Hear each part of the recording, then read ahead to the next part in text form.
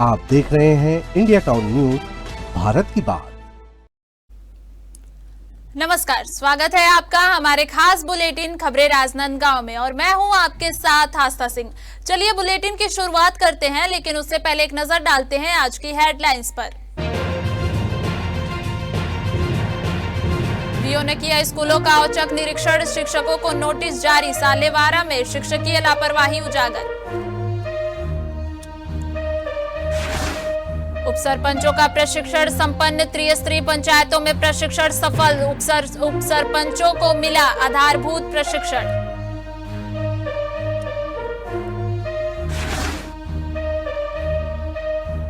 ग्राम नचनिया में धान खरीदी शुरू, 2200 पंजीकृत है किसान, 16 किसानों ने बेचा 833 क्विंटल धान। दान भूमि पर अवैध खनन, भूतपूर्व सैनिक ने कार्रवाई की मांग की, घुंगवा में मुरूम खनन विवाद।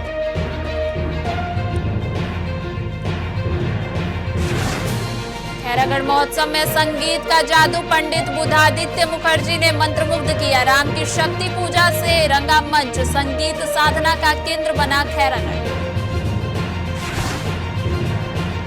चलिए खबरों की शुरुआत करते हैं। इंदिरा कला संगीत विश्वविद्यालय में आयोजित 3 दिवसीय खैरागढ़ महोत्सव 2025 के दूसरे दिन भी संगीत और कला की उत्कृष्ट प्रस्तुतियों ने दर्शकों को मंत्रमुग्ध कर दिया।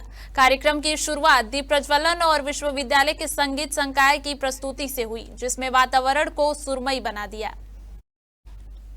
दिल्ली के शास्त्रीय गायक पंडित हरीश तिवारी ने रागों की मधुर साधना से श्रोताओं को बांधे रखा। कोलकाता से आए दिग्गज सितार वादक की प्रस्तुति भी मुख्य आकर्षण का केंद्र बनी। इसके अलावा दिल्ली के व्योमेश शुक्ला एवं समूह द्वारा प्रस्तुत राम की शक्ति पूजा ने मंच पर गहराई और भावपूर्ण ऊर्जा भर दी। वहीं गंडई के पीसी लाल यादव एवं उनके समूह ने दूध मोगरा की लोक धुन से छत्तीसगढ़ी संस्कृति की सुगंध बिखेर दी। इस अवसर पर मुख्य अतिथि राजा आर्यव्रत सिंह ने कहा कि 1951 में उनके पूर्वजों ने संगीत शिक्षा के लिए यह महल दान किया था, ताकि यहां पढ़ने वाले छात्र विश्व भर में खैरागढ़ का नाम रोशन करें। उन्होंने वर्तमान कुलपति डॉक्टर लवलीश शर्मा की प्रशंसा करते हुए कहा कि यह विश्वविद्यालय का संचालन उत्कृष्ट रूप से हो रहा है और परिस्थितियों में तेजी से सुधार हो रही है। खैरागढ़ महोत्सव पिछले 3 साल से नहीं हुआ था, जो कि हम लोकल खैरागढ़ के हैं। ये हर साल होना चाहिए। खैरागढ़ के साथ साथ आसपास के आसपास जो गांव वाले हैं, वो उन लोग को भी मौका मिलता है। बाहर से इतने सारे कलाकार जो आते हैं, इनको देखने का शायद ही हमको मौका मिल पाएगा अगर ये महोत्सव ना होगा। तो इनके चलते और 3 दिन का बहुत ही अच्छा महोत्सव होता है। कल से स्टार्ट हुआ, मैं कल भी आया था, अपनी फैमिली के साथ आज भी आया हूँ। तो ये जो 3 साल का भी जो ब्रेक हुआ था, वो ना हो कि ये हर साल निरंतर चलते रहना चाहिए। सबसे अच्छी बात है, खैरागढ़ महोत्सव 3 दिवसीय है और सबसे बढ़िया मतलब मेरे लगता है कि छत्तीसगढ़ में भी इस टाइप का महोत्सव शायद नहीं होता। बहुत बढ़िया महोत्सव है और इसमें मेरे हिसाब से ऐसा लगता है कि छत्तीसगढ़ के कलाकारों को चांस मिलना चाहिए ताकि आगे और नाम चलेगा। ठीक है, सबसे पहले तो आप सभी को नमस्कार। आज खैरागढ़ महोत्सव 2025 जैसा कि हर साल से मनाया जा रहा है, तो दरअसल ये है तो एक आज के समय पर एक विश्वविद्यालय, लेकिन इसका इतिहास जो है, जैसा कि यहाँ पर सभी जानते हैं, हमारे परदादा परदादी ने अपने महल को 1951 में दान दिया था, इसको एक विश्वविद्यालय बनाने के लिए, सभी छात्र छात्राओं के लिए, और ताकि खैरागढ़ का नाम रोशन करें।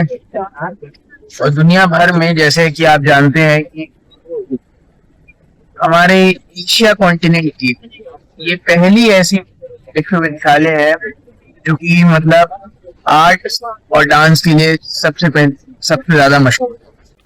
जिला पंचायत संसाधन केंद्र देवारी भाट खैरागढ़ में त्रिस्तरीय पंचायतों के उप सरपंचों का प्रथम बैच का आधारभूत प्रशिक्षण सफलतापूर्वक संपन्न हुआ। जिला पंचायत के मुख्य कार्यपालन अधिकारी के मार्गदर्शन में आयोजित इस प्रशिक्षण कार्यक्रम का संचालन सुव्यवस्थित रूप से किया गया। प्रशिक्षण में शामिल नवनिर्वाचित उप सरपंचों ने कहा कि ऐसे आधारभूत प्रशिक्षण समय समय पर आयोजित किए जाने से ग्राम पंचायत क्षेत्र के समग्र विकास में गति आएगी। प्रशिक्षण में उन्हें पंचायत राज अधिनियम के प्रमुख प्रावधान, ग्राम पंचायत में उप सरपंचों की भूमिका और कर्तव्य, सामाजिक न्याय एवं आर्थिक विकास के लिए कार्य योजना बनाना और उसका क्रियान्वयन और नीलामी से संबंधित राजस्व कार्यों की जानकारी दी गई। प्रतिभागियों ने कहा कि इस प्रशिक्षण से उन्हें ग्राम पंचायत के प्रावधानों, योजनाओं और वित्तीय प्रबंध की व्यवहारिक जानकारी मिली है, जो निश्चित रूप से उनके क्षेत्र के सर्वांगीण विकास में सहायक सिद्ध होगी।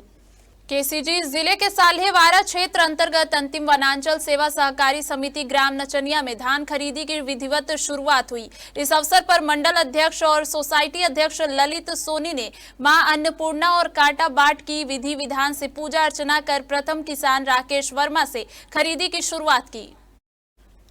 जानकारी के अनुसार ग्राम नचनिया उपार्जन केंद्र में लगभग 2200 पंजीकृत किसान हैं। आपको बता दें कि 21 किसानों ने ऑनलाइन टोकन काटा था, लेकिन धान बेचने केवल 16 किसान ही केंद्र पहुंचे। इन किसानों ने कुल 833 क्विंटल धान बेचकर खरीदी प्रक्रिया की शुरुआत की। प्रभारी प्रबंधक और सोसाइटी अध्यक्ष ने बताया कि सोसाइटी के अधिकांश कर्मचारी हड़ताल पर हैं, इस वजह से टोकन के अनुसार खरीदी की प्रारंभिक तिथि 17 नवंबर थी, लेकिन कर्मचारियों की कमी के कारण व्यवस्था नहीं हो पाई। उन्होंने बताया कि अब आवश्यक कर्मचारियों की व्यवस्था कर खरीदी प्रारंभ की गई है। जिन किसानों के टोकन लैप्स हो गए हैं, उनके लिए खरीदी की नई तिथि निर्धारित की जाएगी। आगे जानकारी हम बढ़ा रहे हैं। सर अपना परिचय बता दीजिए। मेरा नाम विक्रम गायकवाड़ है जी। मैं केंद्र धान खरीदी प्रभारी हूँ जी। आज से हमारे 19 तारीख से 19/11 से धान खरीदी विधिवत पूजा पाठ करके जी धान खरीदी प्रारंभ कर दिया गया है और जी। इसके बाद आगे निरंतर जारी कर देंगे जी। धन्यवाद। रहेगी, कोई दिक्कत नहीं। जी धन्यवाद। धान खरीदी आज विधिवत पूजा पाठ के साथ हम लोग चालू किए हैं और मैं एक यहाँ का समिति नचनिया का किसान भी हूँ और मंडल का अध्यक्ष भी हूँ जी। हम लोग आज से चालू किए हैं। कुछ किसान हमारे आए भी हैं टोकन लेके, कुछ किसान गाड़ी में अपना व्यवस्था धान लेके आए हैं। चालू हो गई है और ये सुचारू रूप से चलती रहेगी जब तक कि किसानों की धान और अवधि समाप्त नहीं हो जाती, कोई समस्या नहीं होगी।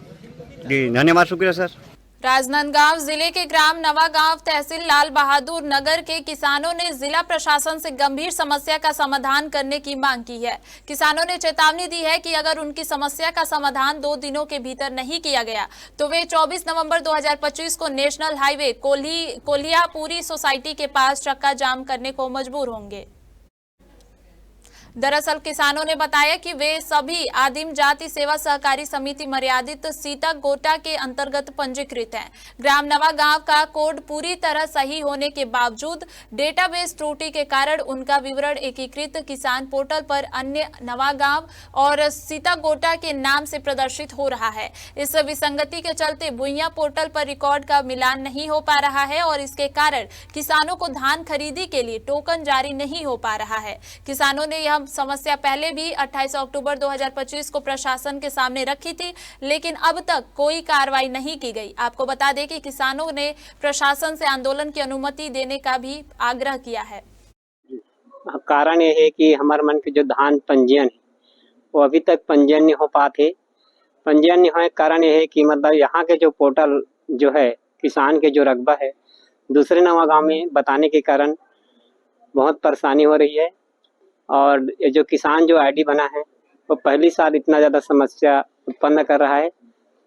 तो हम लोगों का एक ही मांग है, अगर ये पोर्टल जल्द से जल्द 2-3 दिन के अंदर अगर सुधर जाता है तो हम उग्र आंदोलन नहीं करेंगे, नहीं तो फिर उग्र आंदोलन करने में मजबूर हो रहे हैं, क्योंकि हम लोगों को ये तीसरा मौका है और तीसरा मौका में भी अगर नहीं सुधरेगा तो हम लोग दुग्धे में अपना प्राण गंवा रहे हैं। इसलिए मतलब हम कलेक्टर महोदय से विज्ञापन देने तथा मांग करने के लिए, अनुमति प्रदान करने के लिए हम लोग यहाँ कलेक्टेड में 100 आदमी की जनसंख्या में पहुँचे हुए हैं।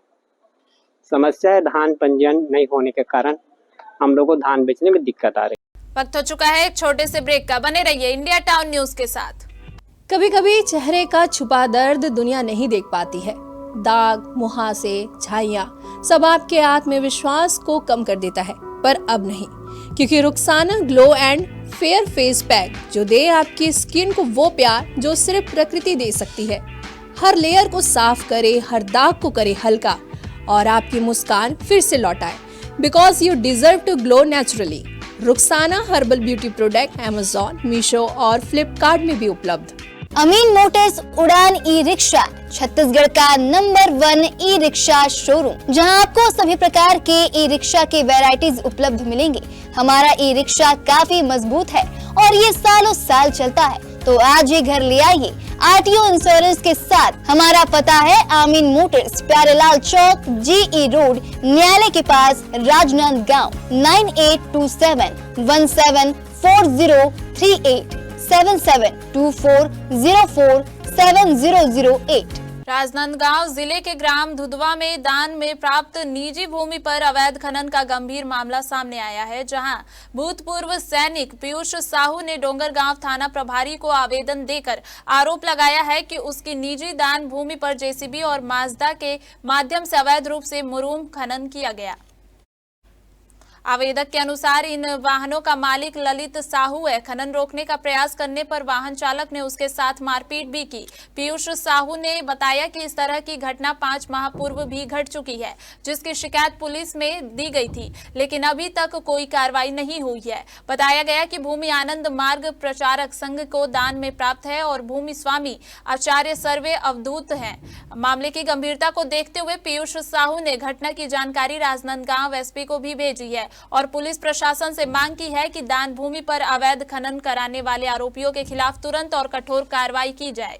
राजनांदगांव के लखोली वार्ड नंबर 35 के अटल आवास के निवासियों को नगर निगम से नोटिस मिलने के बाद युवा कांग्रेस ने सक्रिय भूमिका निभाई है। युवा कांग्रेस के प्रतिनिधियों ने पीड़ित से मुलाकात कर उनका हाल चाल जाना और उन्हें आश्वस्त किया कि हम आपके साथ हैं।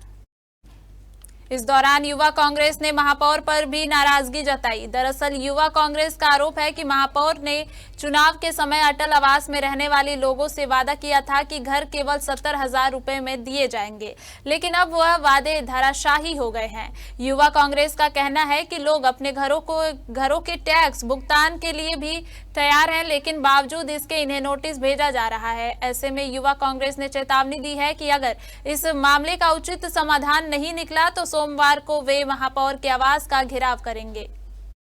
हम निगम प्रशासन से ये बोलने के लिए बैठे हैं कि हमें 75,000 में घर दीजिए। आज से नहीं, हम लोग ये 4 साल से इस घर के लिए लड़ रहे हैं। और जब मधुसूदन यहाँ आया था, जब वो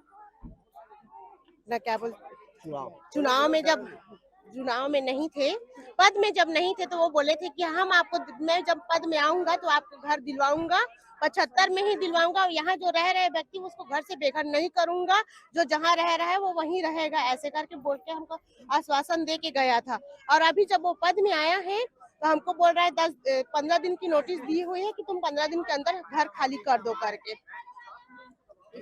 इसी वजह से हम लोग यहाँ बैठे हुए हैं। तो हमारा कहना ये है कि हमको 75 में हम ये घर चाहिए, गरीब व्यक्ति है। यहाँ आके बड़े बड़े वादे करके गए कि नहीं हमारे बस में रहा तो हम फ्री में भी दिलवा देंगे, या तो अगर हमारे ये जो भी हो हम 75 में ही दिलवा देंगे, ऐसे करके बोल के गए। और हम अभी लोग जाते हैं ना उसके पास विनती करने के लिए, प्लीज आप जो वादे किए थे उसको तो पूरा करो, ऐसे करके। तो क्या बोलते हैं, मैं आवंटन तो कर दूंगी, हमारे हिसाब से फाइनेंस करवाओ, ये करवाओ, वो करवाओ। अब किसी के पास क्षमता है, किसी के पास नहीं है ये सब पैसा भरने का है। अब मैं अपनी बात लेके बोल रही हूँ, मैं परित्यागता हूँ। मेरे पास हस्बैंड नहीं है, मैं अकेली रहती हूँ, मैं 2 लड़की को पालती हूँ, मैं 6,000 रुपए महीने काम करती हूँ। अब वो बोलेगा फाइनेंस करवाओ, और मेरे पास लड़का भी तो नहीं है कि आगे चल के और कमा के उस पैसा भर सके। जो भी है हाथ पैर के भरोसा मैं जितना बनेगा उतना भर पाऊंगी। ऐसे ऐसे कई गरीब बसे है भाई यहाँ पे, तो उसको भी देखना चाहिए ना। सबके पास क्षमता नहीं है इतना पैसा भरने का। बैठकर क्या चर्चा हुई? वार्ड नंबर 35 का ये अटल आवास है। यहाँ पर लगभग 200 ऐसे परिवार है जिनको नगर निगम रोड नोटिस भेज रहा है कि आप 7 दिन के अंदर घर खाली कर दें। उनकी यही मांग है कि ये हम लोग नगर निगम में किस्त पड़ाने को तैयार हैं 2,1500 महीना। और इसके पहले चुनाव के समय मधुसूदन यादव का एक वीडियो इनके पास है, जिन लोगों ने बताया है कि मधुसूदन यादव ने कहा है कि आप मुझे चुनाव जिताइए, आज मैं किसी पद में नहीं हूं, मैं चुनाव जीतने के बाद ये घर आपको 70,000 रुपए में आवंटित कर दूंगा, या मैं मुख्यमंत्री से बात करके फ्री में आवंटित करा दूंगा। लेकिन आज ऐसी स्थिति नहीं है। आज ये जब मधुसूदन यादव के घर जाते हैं तो मधुसूदन यादव इनको साफ तौर पर कहते हैं कि इन्हें पैसा पटाना पड़ेगा। आज ये इतने गरीब लोग हैं जो 4,000-5,000 रुपए महीना कमाते हैं। यदि ये बैंक से फाइनेंस कराएंगे तो बैंक से यदि ये फाइनेंस कराएंगे तो इनको ये 2.5 लाख का घर जो नगर निगम मांग रहा है, एक मुश्त पैसा मांग रहा है, ये 2.5 लाख का घर इनको 5.5 लाख रुपए ब्याज जोड़ के पड़ेगा। ये इतने गरीब लोग हैं कि 5,000 रुपए कमाते हैं तो घर कैसे चलाएंगे यदि 5,000 की किस्त बैंक में भरेंगे तो। विकासखंड शिक्षा अधिकारी गिरेंद्र कुमार सुधाकर ने साल्हेवारा क्षेत्र के विभिन्न शासकीय विद्यालयों एवं बालक छात्रावास का औचक निरीक्षण किया। निरीक्षण के दौरान विद्यालयों में व्यवस्था सुधार और शिक्षकीय दायित्वों के निर्वहन पर विशेष जोर दिया गया। निरीक्षण के दौरान कई शिक्षकों द्वारा शिक्षक डायरी संधारित नहीं किए जाने, प्रार्थना समय में अनुपस्थित रहने, जिले स्तरीय अधिकारियों के नाम एवं मोबाइल नंबर अपडेट न रखने और दायित्वों का ठीक से निर्वहन न करने पर संबंधित प्रधान पाठकों और शिक्षकों को कारण बताओ नोटिस जारी किया गया। इसके बाद सेजे साल्हेवारा में जोन स्तरीय जाति प्रमाण पत्र समीक्षा बैठक आयोजित की गई। इसके अलावा बैठक में सभी प्रधान पाठकों से जाति प्रमाण पत्र पंजी एवं निर्धारित प्रारूप में जानकारी ली गई। बैठक में अपर आईडी, शैक्षणिक गुणवत्ता पोर्टल पर लंबित अवकाश, शिक्षकों की उपस्थिति और अन्य आवश्यक बिंदुओं की भी समीक्षा की गई। हाई स्कूल बेलरगोंदी के मैदान में आयोजित विकासखंड स्तरीय महिला खेल कूद प्रतियोगिता का समापन समारोह उत्साहपूर्वक तरीके से संपन्न हुआ, जहां मुख्य अतिथि जिला पंचायत अध्यक्ष किरण रविंद्र वैष्णव ने कार्यक्रम में भाग लेकर खिलाड़ियों को प्रोत्साहित किया। प्रतियोगिता में athletics, kho kho, football, volleyball और रस्साकशी जैसे खेलों में खिलाड़ियों ने उत्कृष्ट प्रदर्शन किया। इस मौके पर मुख्य अतिथि ने कहा कि प्रतियोगिता ने महिला सशक्तिकरण और ग्रामीण प्रतिभा को नया आयाम दिया है। कार्यक्रम में स्थानीय जनप्रतिनिधियों, शिक्षकों, कोचों, अभिभावकों और खेल प्रेमियों की भी बड़ी उपस्थिति रही। आपको बता दें कि आयोजन की व्यवस्थाएं खेल एवं युवा कल्याण विभाग राजनांदगांव द्वारा सफलतापूर्वक संपन्न कराई गई। हमारे खास बुलेटिन खबरें राजनांदगांव में सिर्फ इतना ही। देखते रहिए इंडिया टाउन न्यूज, भारत की बात। नमस्कार। आप देख रहे हैं इंडिया टाउन न्यूज, भारत की बात।